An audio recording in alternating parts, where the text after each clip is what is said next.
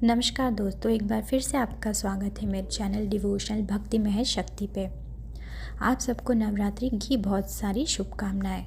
दोस्तों, आज इस वीडियो में मैं आपको बताऊंगी कि चैत्र नवरात्रि कब है, उसकी घट स्थापना कब है, तिथि के अनुसार माँ दुर्गा का आगमन और प्रस्थान, गुप्त नवरात्रि जिसके बारे में बहुत कम लोगों को पता रहता है, और आप व्रत में क्या खा सकते हैं, क्या नहीं खा सकते हैं, और प्रथम दिन से लेकर नवमी तक कौन सी देवी जी का दिन होता है। तो आइए शुरू करते हैं हमारे ये वीडियो। नवरात्रि हिंदू धर्म में माँ दुर्गा के 9 रूपों की आराधना का पर्व है जो वर्ष में 4 बार माना जाता है। 2 प्रकट नवरात्रि जो कि हो गई चैत्र और शारदीय, और 2 गुप्त नवरात्रि जो होती है माघ और आषाढ़ में। चैत्र नवरात्रि की तिथि 2025 में है 30 मार्च से रविवार से 7 अप्रैल सोमवार तक, और इसकी घट स्थापना मुहूर्त है 30 मार्च 2025 को सुबह 6:13 से लेकर 10:22 बजे तक। माँ दुर्गा का आगमन और प्रस्थान। इस वर्ष चैत्र नवरात्रि का आरंभ और समापन दोनों रविवार को ही हो रहा है, जिससे माँ दुर्गा का आगमन और प्रस्थान हाथी पर माना जाएगा। हाथी पर माता का आगमन शुभ संकेत है जो अच्छी वर्षा और देश में समृद्धि का प्रतीक है। अब बात कर लेते हैं नवरात्रि व्रत और पूजन विधि की। कुछ भक्त पूरे 9 दिन फलाहार करते हैं, कुछ केवल अंतिम दिन व्रत रखते हैं, कुछ भक्त केवल पानी पर रहकर उपवास करते हैं, जबकि कुछ फल फूल आदि खाकर अपना साबूदाना जैसे चीज़ों को ग्रहण कर सकते हैं। जो पहली बार नवरात्रि का व्रत रखते हैं वे अष्टमी तिथि का व्रत रख सकते हैं। पूजन विधि। माँ दुर्गा की उपासना करें। हर दिन माँ के एक विशेष रूप की पूजा करें। घी या तेल का दीपक जलाएं, इससे घर में सकारात्मक ऊर्जा बनी रहती है।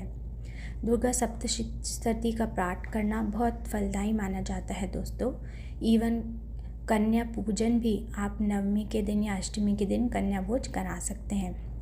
दान पुण्य इस दिन अवश्य करें।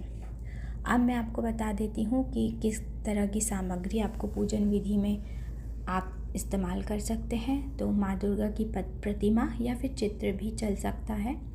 कलश जल से भरा हुआ, नारियल, आम या अशोक के पत्ते, सुपारी, रोली मौली, चावल, पुष्प, धूप दीप, पान के पत्ते, कुमकुम, गंगा जल। बाकी आप अपनी श्रद्धा से जो भी हो सामान रख सकते हैं। चैत्र नवरात्रि के आध्यात्मिक और धार्मिक दृष्टिकोण से अत्यधिक महत्वपूर्ण है। यह केवल आत्मशुद्धि का पर्व ही नहीं बल्कि जीवन में नई ऊर्जा और सकारात्मकता का संचार करती है दोस्तों। नवरात्रि के दौरान माँ दुर्गा की आराधना से सकारात्मक ऊर्जा का नाश होता है और भक्तों के जीवन में सकारात्मकता का संचार होता है। यह पर्व आत्मशुद्धि, साधना और शक्ति उपासना का अवसर होता है। नवरात्रि व्रत के कुछ नियम होते हैं दोस्तों, जैसे कि शुद्धता से आप घर की साफ़ सफाई करें और भोजन बनाएं, सात्विक आहार लें, माँ दुर्गा की आरती करें, कलश स्थापना करें। तो जो भी आपसे अच्छे से हो पाए आप वो अवश्य करें। नवरात्रि पे आप क्या क्या खा सकते हैं? केला, सेब, अंगूर, कोई भी फ्रूट आप उस दिन खा सकते हैं। सिंघाड़े का आटा, कुट्टू का आटा, साबूदाना, समा के चावल, दूध, दही, माखन, ये सब आप उस दिन खा सकते हैं। व्रत में आपको क्या नहीं खाना चाहिए? आपको नहीं खाना चाहिए गेहूँ, चावल, मैदा, सूजी, प्याज, लहसुन, मांस, मछली, अंडे और नमक आप सेंधा नमक खा सकते हैं दोस्तों। अब मैं आपको बताऊंगी कि प्रथम दिन से नवमी दिन तक किन माँ का दिन रहता है। प्रथम दिन होता है माँ शैलपुत्री। यह माता पार्वती का पहला स्वरूप है। हिमालय राज की पुत्री हैं, इसलिए इन्हें शैलपुत्री नाम कहा गया है। इनका रंग होता है लाल और भोग हम इन्हें घी चढ़ा सकते हैं। द्वितीय दिन होता है माँ चंद्र ब्रह्मचारिणी जी का। यह देवी तपस्या का प्रतीक हैं और इनका रंग होता है सफ़ेद। इस दिन हम मिश्री और पंचामृत चढ़ा सकते हैं। तृतीय दिन माँ चंद्र घंटा का होता है। इनका रंग होता है ग्रे या धूसर, तो हम इन्हें भोग चढ़ा सकते हैं दूध और खीर का।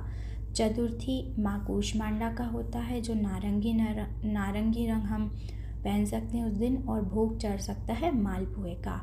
पंचमी दिन होता है माँ स्कंद माता का और इनका रंग होता है पीला और भोग हम केला लगा सकते हैं। षष्ठी दिन होता है माँ कात्यायनी का और रंग होता है हरा और भोग हम शहद लगा सकते हैं। सप्तमी दिन में हम माँ कालरात्रि की पूजा करते हैं तो रंग हो गया नीला और भोग हो गया गुड़। अष्टमी में महागौरी की हम पूजा करते हैं तो रंग हो गया गुलाबी और भोग हो गया नारियल। नवमी में हम माँ सिद्धिदात्री की पूजा करते हैं तो रंग हो गया बैंगनी और भोग हो गया तिल और हलवा।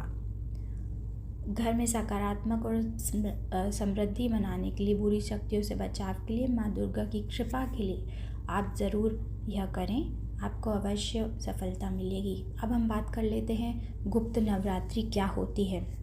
गुप्त नवरात्रि एक विशेष नवरात्रि होती है जिसमें देवी दुर्गा की साधना गुप्त रूप से की जाती है दोस्तों। इसे तंत्र मंत्र और विशेष सिद्धियों की प्राप्ति के लिए अत्यंत महत्वपूर्ण माना गया है। यह नवरात्रि विशेष रूप से तांत्रिक साधक और गुप्त पूजा करने वालों के लिए महत्वपूर्ण होती है। कब होती है गुप्त नवरात्रि? गुप्त नवरात्रि 2 बार आती है, माघ गुप्त नवरात्रि और आषाढ़ गुप्त नवरात्रि। इन नवरात्रियों को गुप्त इसलिए कहा जाता है क्योंकि इनका प्रचार प्रसार कम होता है और यह तंत्र साधना के लिए अधिक उपयुक्त मानी जाती हैं। ये विशेष रूप से तांत्रिक साधना, महाविद्याओं की उपासना और सिद्धियों के लिए होती है। इसमें माँ दुर्गा की 9 स्वरूपों के साथ साथ 10 महाविद्या जैसे काली, तारा, भुवनेश्वरी, त्रिपुर सुंदरी और अन्य बगलामुखी जैसे की हम साधना की जा सकती है। गृहस्थ जीवन में रहने वाले लोग भी इस नवरात्रि में माँ दुर्गा का सामान्य रूप से पूजन कर सकते हैं।